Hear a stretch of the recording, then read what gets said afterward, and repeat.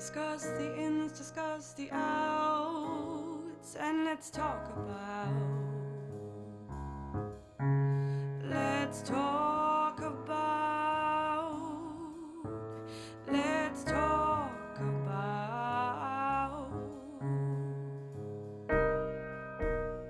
Welcome to Let's Talk About the Arts, hosted by myself, Fergal Curtis. Today we are on a Zoom call because my guest is coming all the way from the UK, where we both went to college together, and I'm joined by the gorgeous Claire Barnett-Jones. How are you? Hello, I'm very well. How are you? I'm really good. I'm actually so excited to be here. Both me and Claire have had a bit of a day of it, and we both came on and we're like, "Whew!" And I don't know how Claire feels, but I've been looking forward to this because I knew the minute I got on here and got to reconnect with you, I would just be like, "Yes, let's get into this and just have a lovely hour out of this crazy day." For sure, completely. I'm completely with you on that. Awesome. So I'm going to give a little bit of a background. As I always say, if you want to know more about my guest, Claire Barnett-Jones, today, go check out her website, her Instagram, all the details of where she studied, what she does, what she has done. All of those things are out there in the world. But today, my little introduction is around why myself and Claire are sitting here today. So we were in college together, Royal Academy of Music, many, many, many moons ago. And I think you were one of my, this is going to sound really cheesy, but one of like my first friends in college. Yeah, definitely. I don't know why Yeah. I seem to merge towards the the stranger ones in the loveliest sense. It's like, Yes. Yes. Yes. No, I know what you mean. Yeah, I always remember we only did 1 year together and then you moved on to opera school. And we were obviously still in the same college. But yeah, we always kind of weaved in and out of each other's lives in college. And I always remember you as being one of the first people I kind of connected with. So that was kind of where we met. But the reason you're here today is because I was thinking about a guest for this month, and you've actually always been on my list to interview. But I always try and trust my gut as to when the right time is. And I was thinking, oh, who will I interview this month? Kind of going around in my head, a few great people. And I was watching YouTube videos, and I watched a video on comic opera Red Nose Day 2022, where a bunch of celebrities learned how to sing opera, got on the E&O stage and sang. And they brought in some professionals, I think there's about 5 or 6, to sing the songs and show the celebrities how it's done. And in the corner of my eye, I was like, there's Claire Barnett-Jones. And I was like, that's who I want as my guest. And I was like, oh my God, more Claire Barnett-Jones on the video, because they didn't give me the close-up I needed. So I was like, right, Comic Relief didn't do it, or Nose Day. There's so many of them now. So I was like, I'm going to bring Claire onto Let's Talk About the Arts, and we are going to get, well, hopefully people will get to know you better. But also, we haven't spoken properly in years. So I'm so excited to be here and just have this moment. I sound really cheesy yes. today. Oh, again, when you've had a stressful day, you just want all the cheese because everything gets better when you talk to Yeah, friends. exactly. I already feel great. So I've got 3 prompts from Claire that represent herself as an artist. And honestly, 2 of them, I'm like, I have no idea why these are chosen. One, I can probably have a couple of guesses as to why. But 2, I'm completely lost. And I have to start with a crochet rainbow shawl. I have 0 questions. I'm handing the floor over to Claire to tell me, why does a crochet rainbow shawl represent you as an artist, a human being, a person? Okay, so I've always been quite creative, as all artists are, but I love doing things with my hands, and it's something that I need to keep busy. I need to do something a lot of the time, whether it be and whether it be, I don't know, drawing or art, and it's something I love doing when I was growing up. But since the pandemic, but a bit before that, I found when I was in rehearsals, I don't want to be on my phone because it makes you look like you're not, when you're kind of sat for hours waiting for stuff. I didn't want to be on my phone. I didn't want to do stuff. So I started crocheting. And it was something that I then found to be a lot more therapeutic than I thought it would be. And I could lose hours of just this repetitiveness, yeah, that's it, of just creating something out of yarn. And it, not only did I enjoy just that time to myself, that was, you didn't think about anything else, but it was this sense of meditation and well-being, and making sure that you as an artist have these multi-layered bits to you that also mean that you can, yeah, be creative. And I think the reason I chose that was because that for me is a sense of meditation. I also love color, so the rainbowness. I'm also part of the LGBTQIA community, woo woo. Woo And so I woo. think I think just having all those things together, I saw it when you asked me for a prompt. I saw it and then went, wait a minute, that is part of who I am as an artist, because everybody needs that, I don't know, that sense of calm, and that sense of, after rehearsal or a show, you need a cool down. You need that you've got that high all the time of performing, or being in rehearsals and being with lots of people, and then just to be with you and something, whether it be, I don't know, people like drawing or journaling or whatever. Just, if I didn't have that, I think I would be even more neurotic than I am. And I think having, yeah, that difference in creating. And I think the other thing, the sense that I had of that was, as a singer specifically, we don't always get a chance to create as much as maybe our artisticness has within us. Because if you're in an I opera, so you, agree with that. yeah, and you get, it's amazing. You've got a director that obviously has done something and has an idea for the project. You might not always meet completely eye to eye, and that's when you have great directors that really want to bounce off you as an artist as well. But sometimes, and that's why I love song as well, and creating recital programs, and being that creator of what is being put on stage. But being in opera most of the time, you don't always have that license. So I think it also helps my creative outlet to think, how can I again make this ball of yarn into something else. So yeah, that's part of that. I don't do it, I mean, I also love the fact it's very quick, so you Ah. kind of get, maybe this is my the very quick reward. That you can, crocheting is a lot quicker than knitting, and that's why I kind of, yeah, I've enjoyed it a lot more. So I that was love my that. Yeah, no, I was so excited when I saw it, because I was like, I've no idea what that will mean. And my guest last month also brought like Play-Doh. And I was like, I just love when someone gives me something and I'm so intrigued and excited to find out about it. But then when you explain it there, I'm like, there's so much in that. Like, and it really does show another side of who you are as an artist. And I think that that's also what I want Let's Talk About the Arts to be, is people, I don't know if I said it at the start of the interview, Claire Barnett-Jones is a very successful opera singer. Okay, so that's what she does. I know I said go Google what she's about, but I do want you to know what you're, so you are an opera singer. And I just want to show more than Claire Barnett-Jones, the opera singer, and what you do behind the scenes. So I love that you chose that. I would love to ask how important it is for you to have those moments. Like you kind of mentioned there, everyone should have that moment of calm. And I think it is so important that everyone figures out what their moment of calm is, because it mightn't be meditation for everyone. It mightn't be journaling. It mightn't be the top 10 things that you read on Instagram. It might be something like crocheting. Yeah. But rather than tell me what that gives you, like in regards to sitting there and doing it, like, why do you need that moment of calm? You touched on it a little bit, saying your energy in your career has to be up here. But Yeah, how important is it to take those moments as an artist? I think it's for me, I can't talk about everybody else, but for me it's essential. And after, I think you get to a point in your kind of late 20s, early 30s where you realize what you kind of need to keep sane. Mm-hmm. And actually, I know that too much of that, like we've had in the pandemic, is also not good.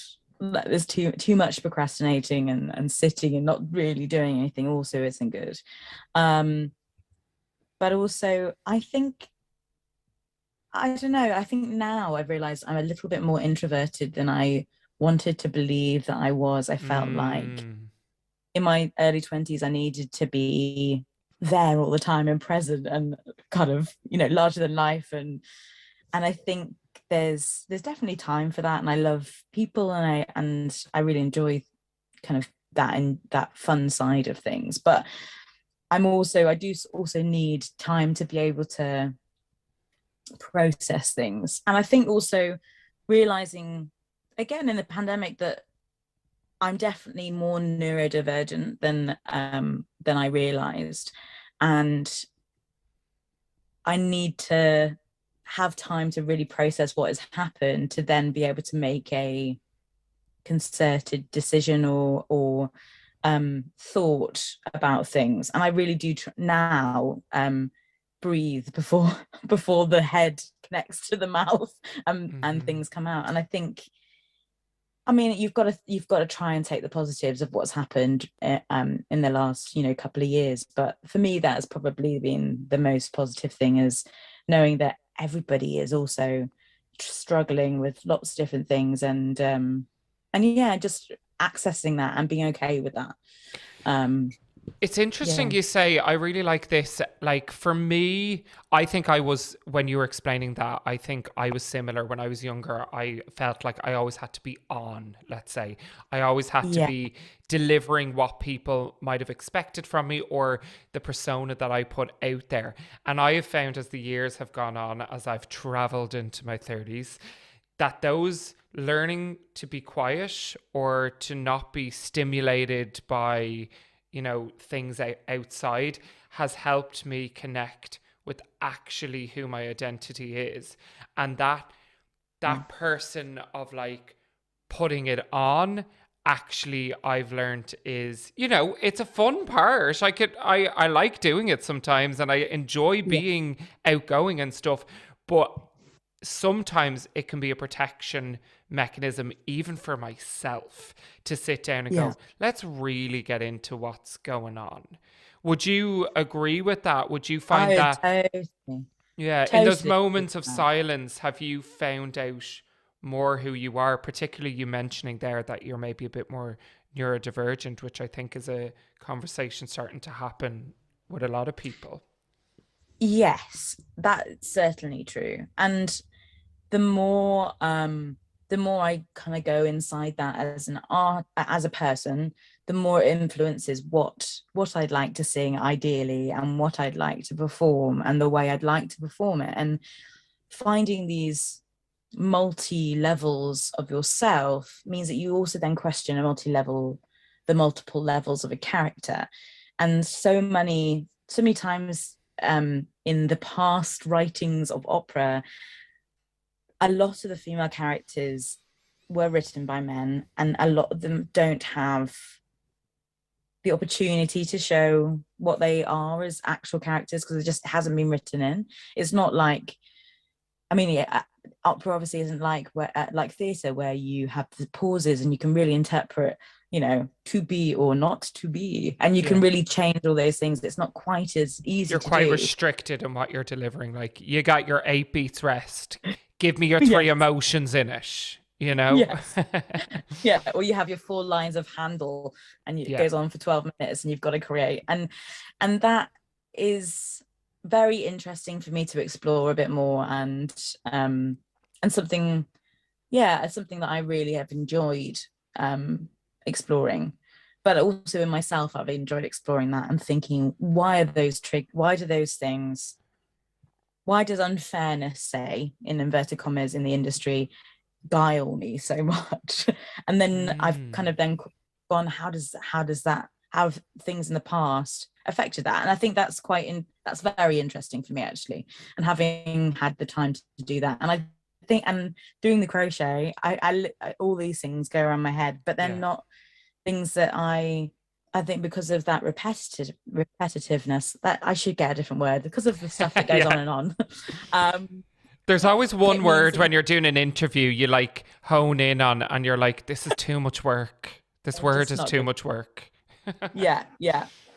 So yeah, that for me has been really interesting.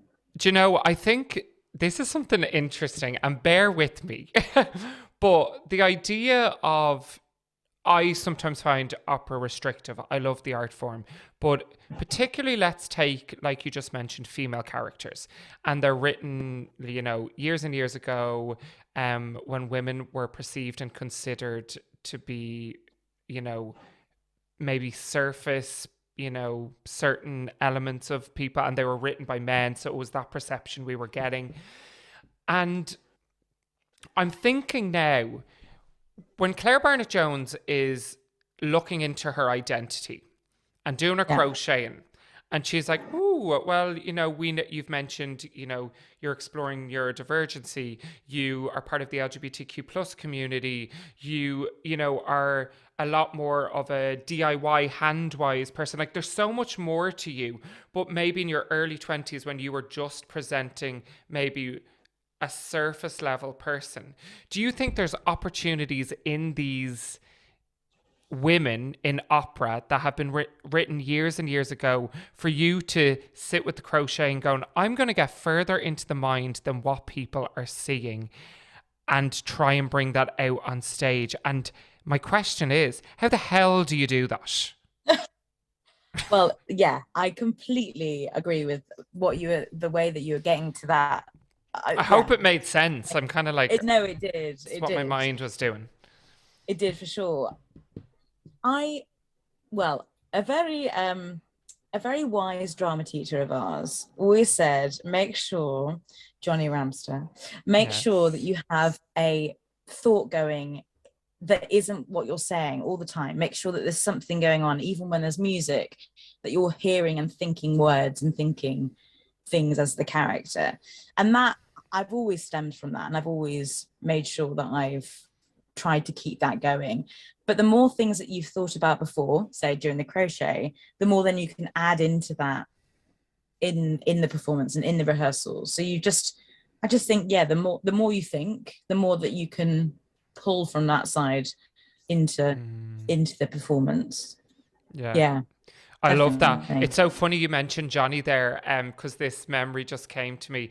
We did La Rondonnée, like in one of the opera scenes, and it was like, I don't know how many, it was probably the second night, and we'd done it loads, and Johnny came up to me after, just before I was about to go on, and was like, listen, when you go on there, you know that all the women want to be with you, but I want you to be a bit more connected with yourself and think that you know you're a gay man, and they'll never have you, but you're completely playing into their hands. And I was like, ooh, okay, grand. So I went out and I had this lovely moment where I sang this little, like a mini aria before the soprano came in and sang her. And I had to go up on like a pedestal and like turn around, and I had a spotlight, and all I remember is this massive laugh coming from the audience, and it was you, and I knew instantly. And you were just like, the minute I turned around, I was like, and you were like, bah! Oh my gosh, I so remember. When you were explaining it, I thought, I can see it in the stage. Oh my gosh. Yeah. But it was wonderful. It was I always, in all the opera scenes, I did some sort of like turn to the freaking audience. Oh, it was so funny. They knew my strengths. Claire, let's move on to your second prompt, which I think is more straightforward. But let's explore Rückert Lieder, number 4. Ich bin der Welt am Handen gekommen, which is a Mahler piece, but you particularly chose the singer Alice Koos, who is singing it, and the Netherlands Philharmonisch Orkest. So Yeah. you sent me this, and actually after the manic day I had, I sat down. You told me, don't rush now, take your time. So I had 10 Yeah. minutes, had the cup of tea, and I just sat and played it. And there was this real sense of calm. And I was like, cool, let's jump into this. Why is this piece something that kind of resonates with you so much? So it's a combination of things. So firstly, my partner introduced Marla into my life really, because they would listen to Marla with their mother. And it Wow. was a very, yeah, and it was a very, I mean, it's quite dark in many places. But it is, it's, I just don't know what Marla is able to do, but just pulls at the emotion, and it could be just one chord and you think, oh my gosh, that's amazing. And so Elle introduced me to Marla really, and Shout with out to the oil, Elle. shout out. Hey. And um and yeah, and I think there's this way of Marla being able to connect, which gets to me and has always got to me. I think also having the backstory of Elle listening to Marla with her mother, who's no longer with us, I always listen to it with a different headset, a different mind, because I've had that backstory. And and the reason I chose this specific piece was that the words to it, I'm at the end, it's I'm lost in my love, I am lost in my song. And I just love those words, thinking about being lost within something that is so wonderful. Lost in love is quite a amazing way of thinking about Mm. something that, people go, what is love? And it's like, well, I'm lost in it. It doesn't, you can't pinpoint that.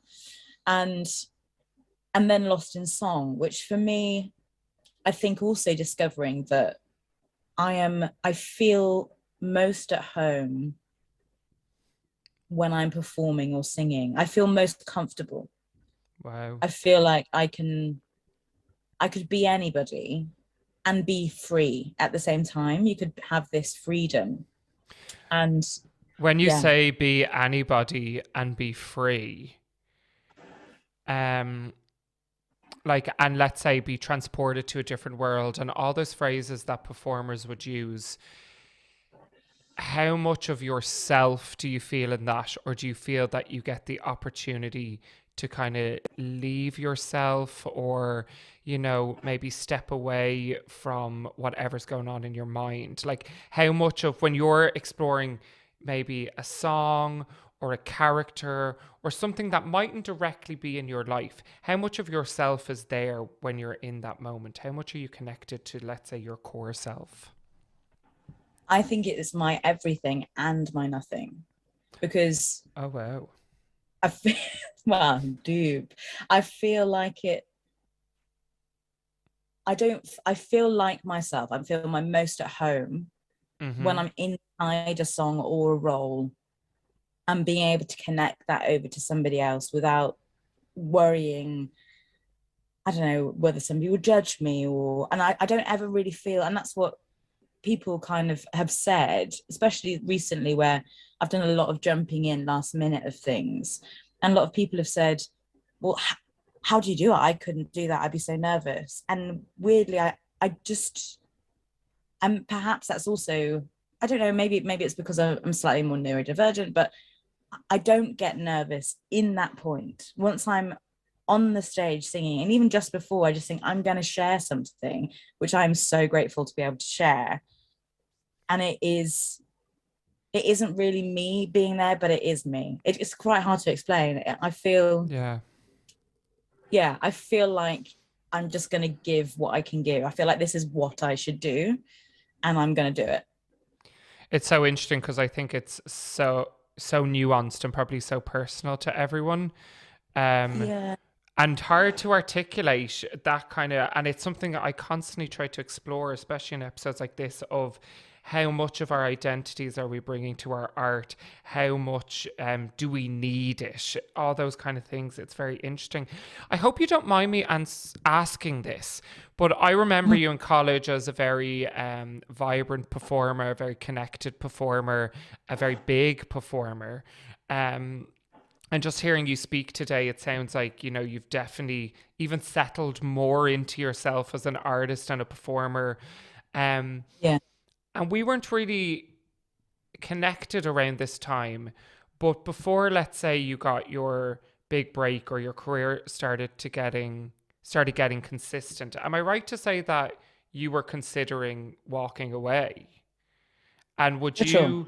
would you, if you would like, would you share a little bit of where maybe you were at in that, and how you might look back on that time and think, I'm getting the sense that you're gonna say, thank God this moment happened, so I'm now here. Could you share That is, yeah, if you're happy to totally. share? Of course, yeah.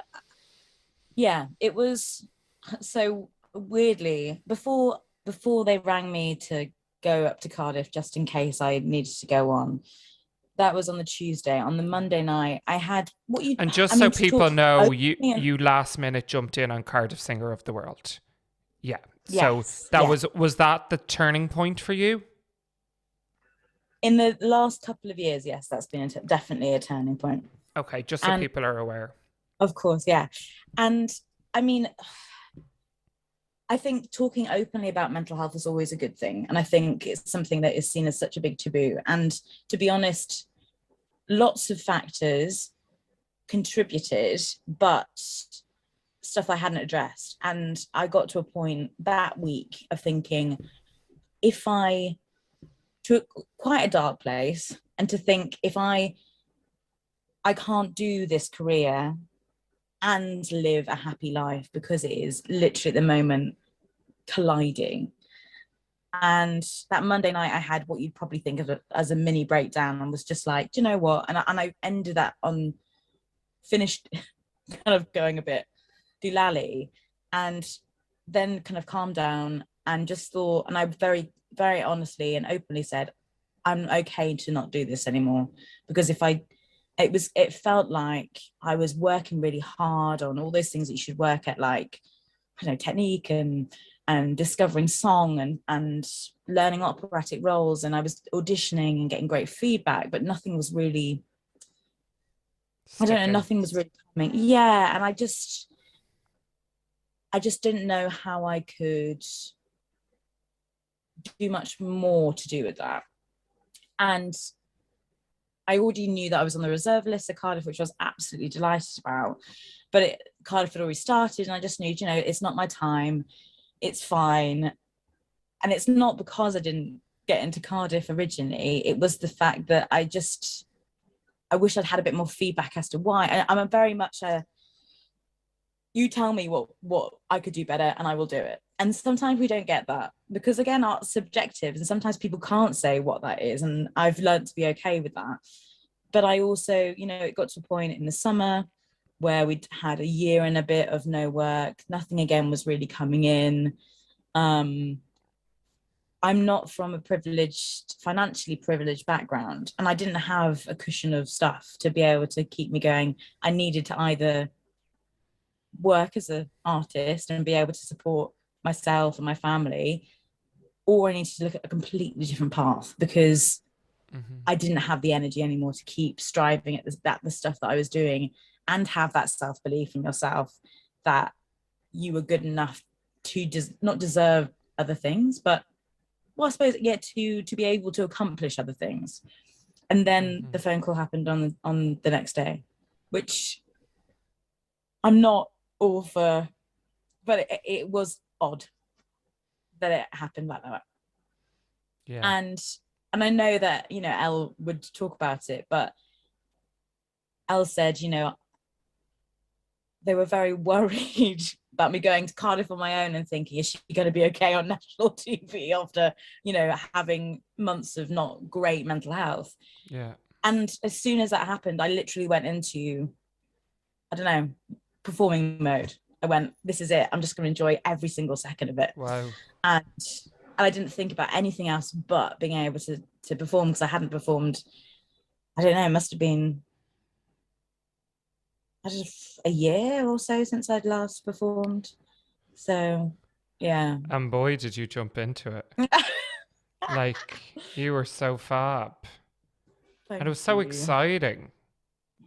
Thanks. I'd love to know, you mentioned there it was either live a happy life or, you know, keep doing this and maybe be a bit miserable. And now, obviously, it's Yeah. great you're in a place where you're able to do what you love in, I'm presuming, a good mental health or a balanced mental health and be happy. I know life is kind of a roller coaster.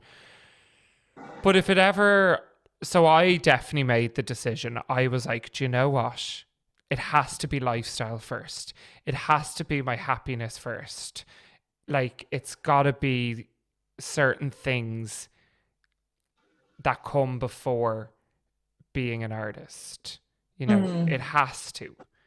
Um, would you agree with that? Would you say it's got to be lifestyle first? Or now are you kind of like, no, I will die for my art? I think I've realized that I also can't have a happy life without art, without Okay. some kind of art. Yes. So there has to be something there. If I turn around in 5 years and I'm still, for me, not feeling like I'm fulfilled or content with what I'm doing, I've also said to myself, there's plenty of things that I'm sure I could do quite well. I love supporting young artists. I love doing masterclasses and teaching and things like that, which are so important.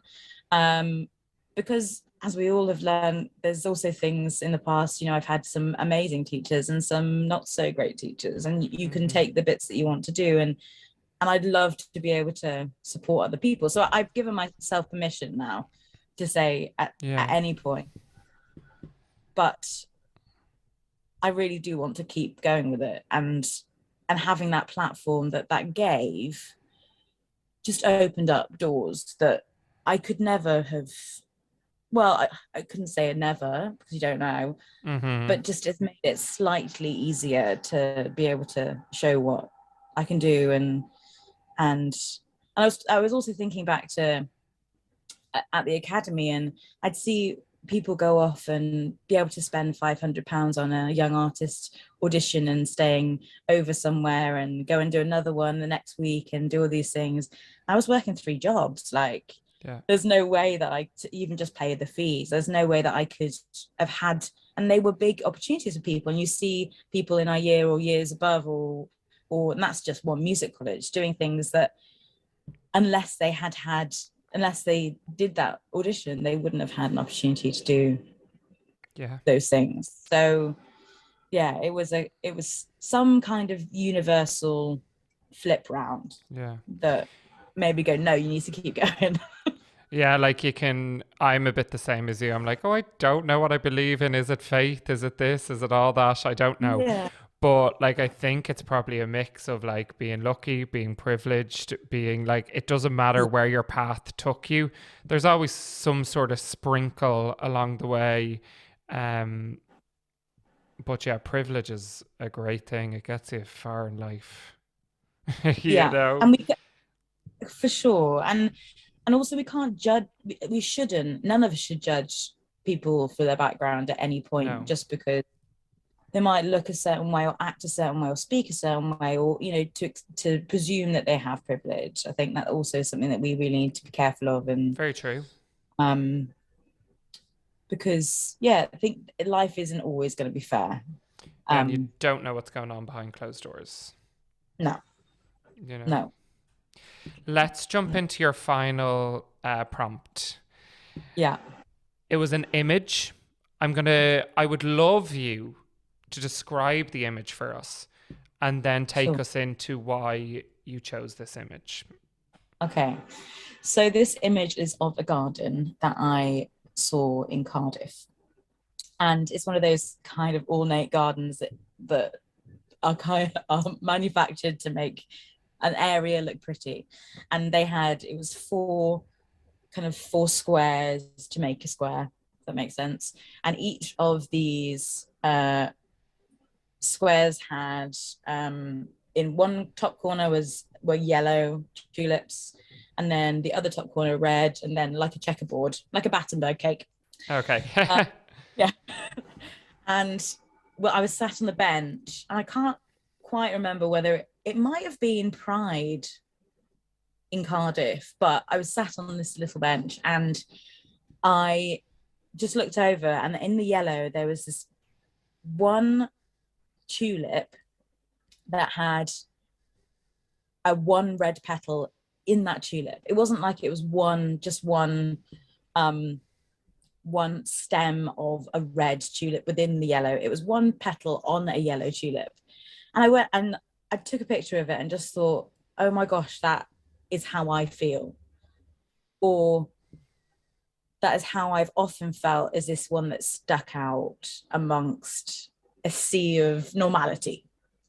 And it kind of touches on what we were talking about before, but for different reasons. And growing up in a conservative town in Somerset, where you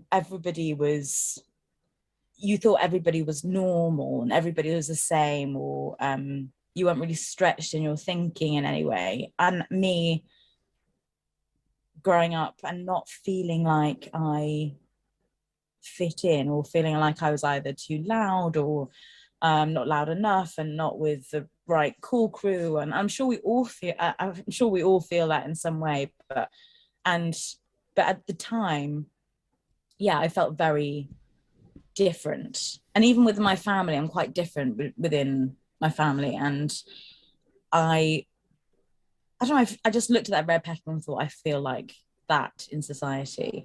And also the thing of being gay in an industry that you would hope would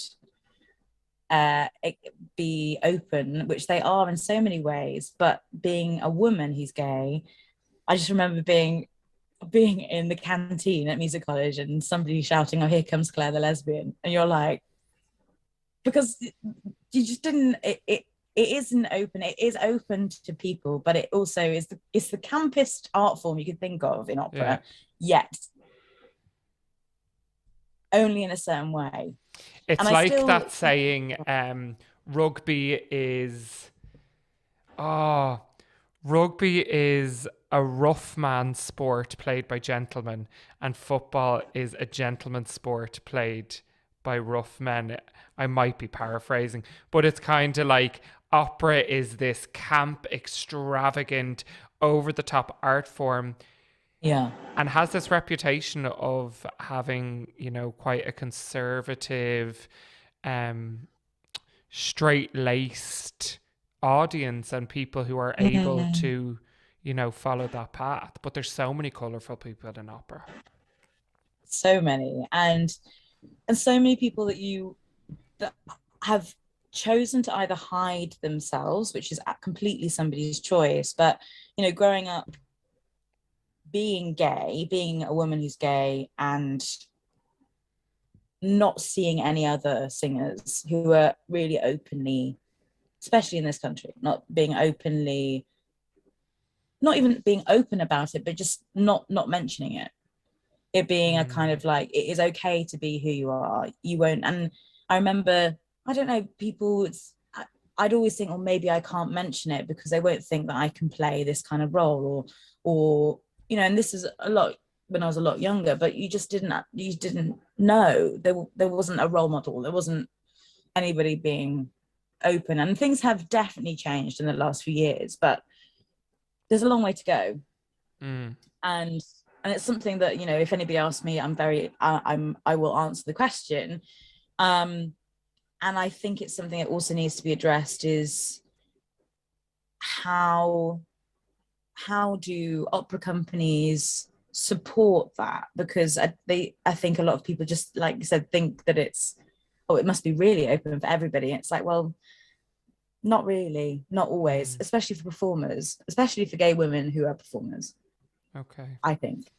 It's interesting you bring up role models, because when you were talking about the leader piece, and I did want to explore with you Alice Cooch and why you chose that particular singer who was singing it.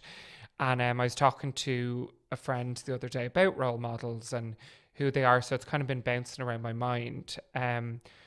But you just kind of mentioned in there that there weren't many role models that you could look to. Is someone like Alice Cooch, or is there other singers that maybe I don't really see role models as someone you'd look to and be like, I want to be like them. I see role models as people who are like, wow, you inspire me because you're doing it in a way that resonates with me. So I'm not Yeah, saying are there singers, you know, older than you that you're like, I'm really like them, yeah. but were there singers that you were able to go, ooh, they're doing it, you know, a way that is resonating with me. And then you're able to take it and go, now let's do it the CBJ way. Yeah, yeah. I mean, for me, when I was growing up, I don't know what I now I've kind of dissected it in my own way of trying to just dissect why does for me I love the way Alice is so honest and such an honest performer, and that has always been something that I've gone. I really hope that I grow up I grow up to be an honest performer and be that people feel can really connect to the emotions and um not be a performance, not to entertain, but to actually move you and not really know why. And that's Mm-hmm. what I've always wanted to try and be as a performer.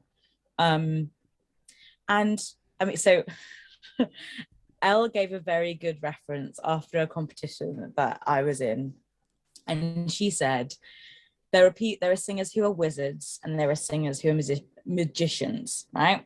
So there's magicians who you believe everything and you think this is entertaining and but it's a trick, but it is a very clever trick because you believe it. And then there are wizards who just do it. They are wizards. That's who they are. So they're the performers that you don't really, that they are feeling that and they are creating magic through what they're doing. Whereas a magician creates the tricks and convinces you, and you buy into it. Wow, So I I'm love going to that. trademark that Ellie Hunter Yes. Smith as Ellie Hunter Smith's phrase. But it does, and I always wanted to be a wizard. I want to do it because I feel it, and then that gets portrayed across an orchestra or an audience or on the front row of Mm-hmm. a village hall, wherever it is. I just would love it to make you feel stuff Yeah. in general. I love that. Oh my God, what a great way to kind of put it. Yeah, I love when people come up with like interesting ways of just representing something, because it makes you go, yeah, yeah, okay. And then it makes you kind of think about it differently, which is yeah, nice. Wow, go on, Ellie. yeah, We love it. yeah, Um, yeah. I'd love to give a little bit of space because you did a drawing for me, I think about a year and a half ago now. So during lockdown, you kind of set up a Yeah. business where you know, what would you say, transcribed images into kind of art pop, cartoony Yeah. esque style. And you did a wonderful one for me of a gorgeous girl that I used to work with, Emma, and she absolutely adored it. And I just wanted to open up that space because I know you have an Instagram account. And is it something you're still doing?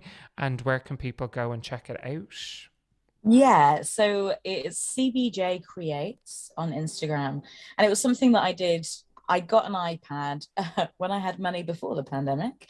Well, it was actually the iPad was through a fund. And because I'm also dyslexic, I find having music on a screen or on a tablet a lot easier to read and keep in my Okay. head. And yeah. But during the pandemic, because obviously I wasn't really learning any music, I thought, why don't I try and see what I can do? And so I started digital drawing, I suppose is what you'd call it, but it's creating a cartoon lifelike or just colorful that represents a person or a photo that you've seen.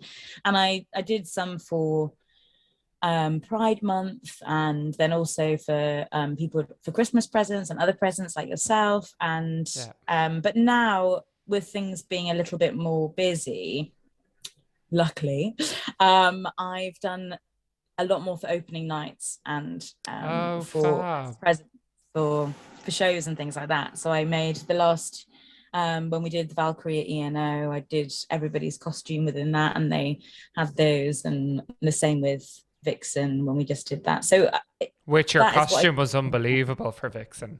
Wow. It was large and fluffy. It was so fab. It was fab. And so I did stuff like that, but I still, if anybody has a commission that they would like being done, then I can make time for it as well, which is I just had this image when you said for Pride. I have big plans for my Pride outfit this year, all based around a hat that I got commissioned 3 years ago, and the hat arrived late, so I didn't wear it, and then COVID hit. So the hat is having its outing this year, and I'm going to create a whole ensemble to go along with the hat, and I'm going to get a gorgeous picture and send it to you and get a CBJ creation done. Yes, that'd be wonderful. Claire, I'd love you. You've kind of brought up your queerness and your, that you're a gay woman and kind of your upbringing and, going through an industry that might be difficult to kind of manage that. And then also growing up in a town that it might, you might feel a little bit maybe like a sore thumb, although now you feel like a beautiful red flower. Someone asked me this recently, and I've heard this question many, many times, but they asked me it recently, and I was really able to go, oh shit, actually, this is what I'd say. And it really made me feel like I know myself a little bit better because I'm giving the advice that I feel would actually be helpful, as opposed to, advice I might have said to my younger self years ago that was maybe a bit more, the bog standard. Oh, I tell love yourself, to a queer little Claire Barnett-Jones before she sets off on her operatic journey and her mental health journey and her creative journey, sitting in Somerset, not really feeling a little bit like a sore thumb or a little bit like the odd flower out. What would you say to her now? If she was sitting in the audience of E&O looking at you on the stage, just let's make it more dramatic. I would say things will work out the best way possible. And you need to trust that you